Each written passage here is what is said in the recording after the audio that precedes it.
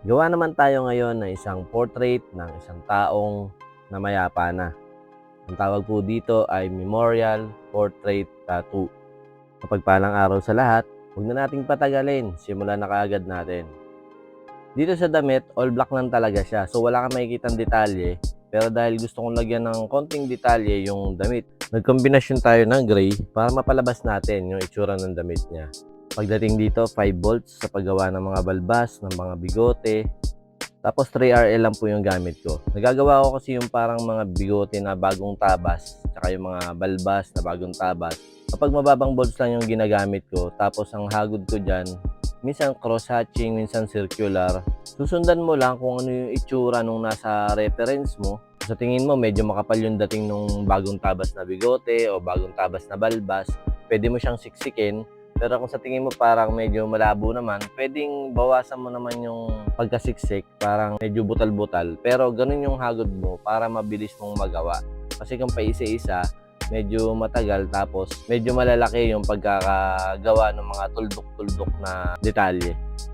Dito sa pinakalabi niya, ang gamit natin 3RL, tapos ang bolts natin dyan 6.5.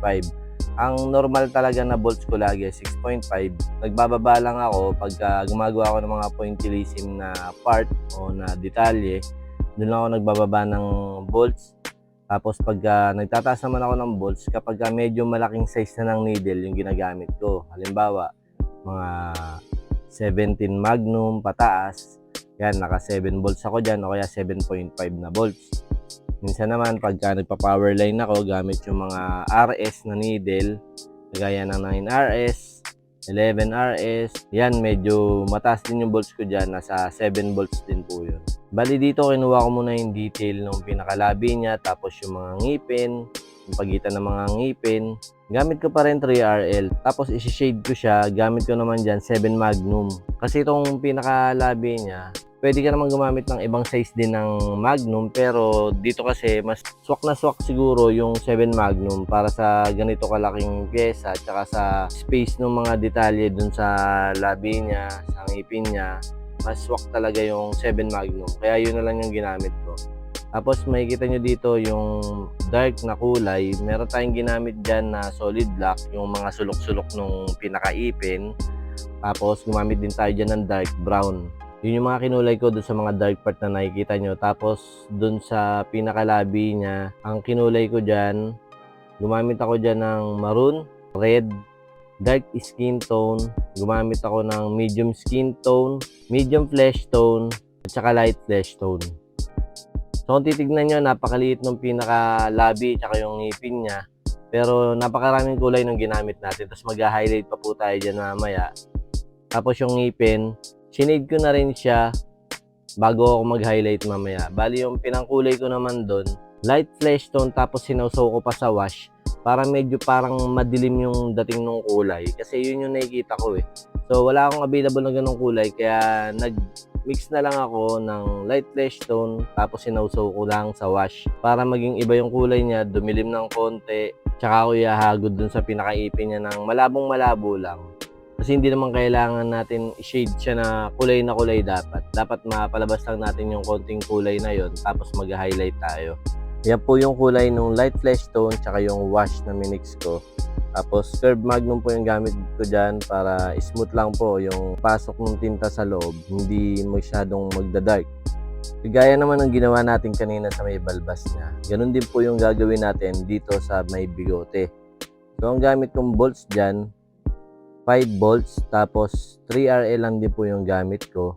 Bali ang stroke ko dyan 3.5, tapos ang bone lang ng needle kailangan hindi po bababa ng 1mm, hindi rin po tataas ng 2mm. Dapat saktuhan lang po sa pagitan ng 1mm at 2mm. Dito naman sa mukha niya, ang gamit natin dyan 15 curve magnum, tapos ang stroke natin dyan 2.5. Tapos yung bone natin, ganun lang din, hindi lalagpas ng 2mm, hindi naman bababa ng 1mm. Yung kulay na ginamit natin yan, gumamit tayo ng dark skin tone, tapos medium skin tone. Doon naman sa mga part ng mga detalye, kagaya ng sa may ilong, gumamit tayo dyan ng brown at saka medium brown. So napansin nyo, nagpahid ako kanina ng glide. Yung Yan po yung ginagawa ko kapag may nauna na akong kinulay na light color kagaya ng mga skin tone na hinagod ko dito. Kasi magkukulay ako ng dark gaya nitong buhok. So ang iniiwasan ko dito, mamantsahan yung una kong kinulay na mga skin tone or flesh tone o kahit na ano pang light color. Kaya ko siya nilagyan ng glide.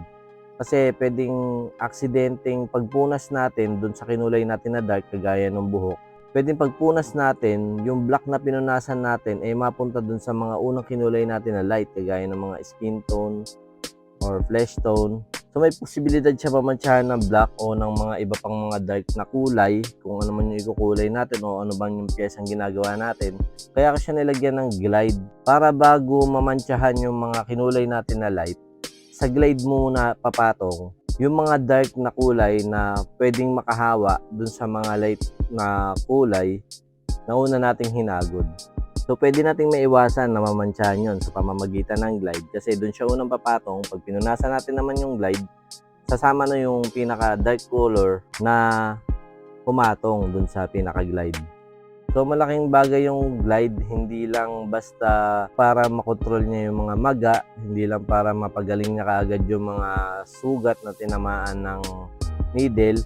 Nakakatulong din siya para ma-cover yung mga light color na una nating kinulayan para maiwasan mamantsahan o mahawaan ng mga dark na kulay na mga susunod pa nating ihahagod. Yung glide na gamit ko ay galing po yan sa Glide Tattoo Products from Miss Chicolette Radovan. Pwede po kayong umorder sa kanya kung gusto nyo rin po nung glide na ginagamit ko. Meron din po silang Shopee or Lazada kung gusto nyo umorder. Pero mas okay, rumekta kayo kay Miss Chicolette para ma-i-assist niya kayo kung ano yung mga step na gagawin nyo para maka-order sa kanya ng mga products na tinitinda niya. Halos patapos na po tayo, nag-highlight na lang po tayo dito. Gamit ko pa rin dyan 3RL.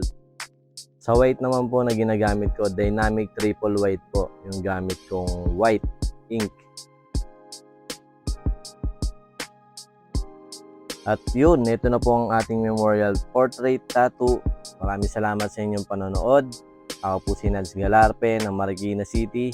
At ito po ang aking tattoo tutorial video.